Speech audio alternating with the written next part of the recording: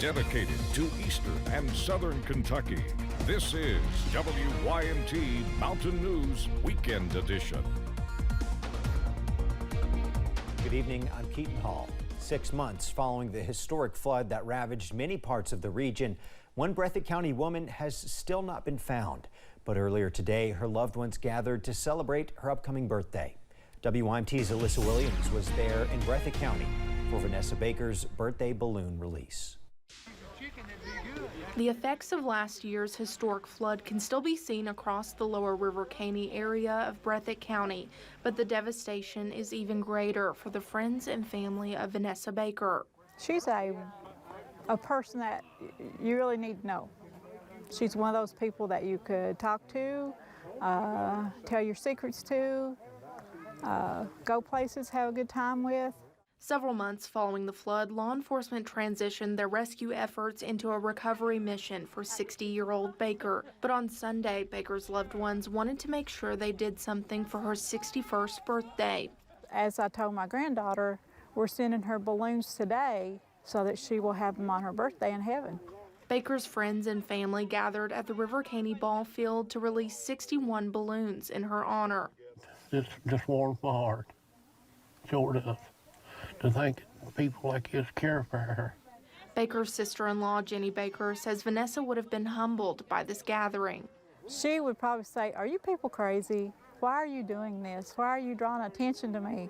But she'd be proud also. No matter how many birthdays pass, Baker's husband, Farmer Baker, says the search for his wife will continue. I've got an excavator in there and I'm digging it up. And every chance I get, I come over here and dig it up as much as I can dig. You know, I'm disabled. Can't stand much, but I'll stand it till I find her. Coming together to celebrate the life of one of their own.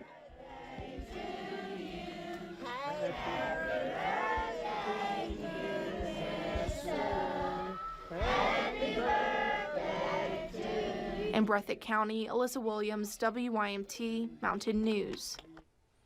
Baker's sister-in-law, Jenny Baker, says remains have been found in Tennessee. Families awaiting the DNA result of those remains to see if they are a match with Vanessa. But until then, Baker's husband, Farmer Baker, says he's still seeking help for searching for Vanessa. The Martin County Sheriff's Office says they have arrested a man who fled from police this afternoon and took a small child with him. Sheriff John Kirk says a call came in around 4:30 Sunday for an altercation at White's Branch involving a man and a 17-year-old. Officials say the suspect, Justin Fletcher, took off from the residence into the hills, taking a 4-year-old along. The child was not wearing shoes, only had a short-sleeved t-shirt. A drone was deployed and KSP was called out to help search the mountain. Deputies were able to take Fletcher into custody where he faces multiple charges. The child was evaluated by EMS and returned to their home. Overcoming tragedy has been a long process in eastern Kentucky since the July flood, but that's also shown the resiliency of people in the region. After losing almost all of the crops and good soil beneath them, Rocket Farm was covered in dirt. For months, they worked reshaping the landscape, and farmer Timothy Breeding says they've proven to be strong. Fletcher Countyans. We thrive on trying to be positive through the bad time and the good times. So we hope that all works out and we can bring fresh produce to the vendors and the farmers market. The family grows a lot of plants, including Brussels sprouts, cabbage, and other things you might not typically see along the roadside. Kentucky's Senate met last week to discuss the future of TickTock on state devices. Many government officials have grown concerned by how much data the app can access when downloaded on devices. The wording of the bill also suggested the app could be banned based on state internet, drastically reducing where it could be used. The FCC Commissioner Brennan Carr says TickTock is not just a video app. That's the sheep's clothing. It harvests great swaths of sensitive data that is being accessed in Beijing. Several states and the federal government have already put bans in place to keep TickTock off of government devices. The Kentucky Senate is now working on doing the same.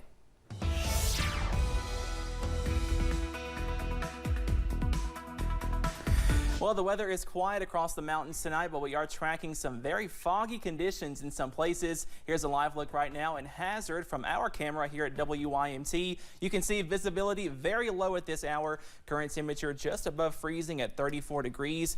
Visibility down to 0 for Harlan and Middlesboro, down to 0 also in Logan. That says 10 miles in Hazard, but some people are well below that at this hour. So be sure to use caution on the road because you could see some foggy conditions tonight and early on Monday as well. Temperatures for most of us in the middle to lower 30s, 35 for Pikeville, 36 for Somerset, sitting at 31 right now for London, and 28 for Jonesville and Clintwood. The good news, up on radar, we are quiet and clouds continue to fade away as we go into tonight. We stay quiet overnight tonight. Temperatures falling into the lower 30s as you wake up on your Monday. We stay dry under a clear sky. Also watching out for some foggy conditions in some places. But what can you expect for your work week? All that and more coming up in just a little bit. Keaton. Thanks, Cameron. The opioid crisis has hit much of the nation hard, but especially so here in Kentucky. In 2020, Kentucky had the second highest overdose mortality rate. That's second only to West Virginia. Julia Sandor has more. In 2021, more than 2,200 Kentuckians died from a drug overdose. That's nearly a 15% increase from 2020. Fentanyl was found in more than 72% of those deaths, according to a report by the Kentucky Office of Drug Control Policy. One White House official says one way to stop these numbers from growing is to get treatment services into jails and prisons. Now, we know when that happens, the risk for death goes down significantly and tremendously. Dr. Rahul Gupta, director of the Office of National Drug Control Policy, says upon release, they see people continue treatment and get employed.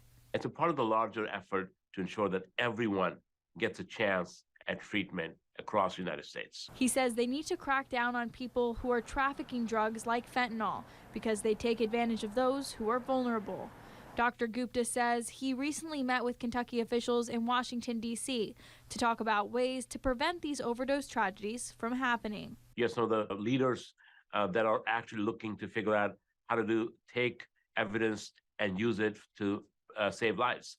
And I think having naloxone, or Narcan as it's called, also the antidote for opioid overdose, available at any and every place, literally treating it like a defibrillator or a smoke alarm, is a good strategy.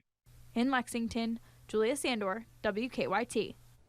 The University of Kentucky even set up some of those naloxone kits around campus, a step to spread awareness and help those on campus. A step Dr. Gupta says that is leading Kentucky in the right direction. Coming up at 11, tomorrow marks 1 week since devastating earthquakes struck in Turkey and Syria. Death toll now topping 33,000.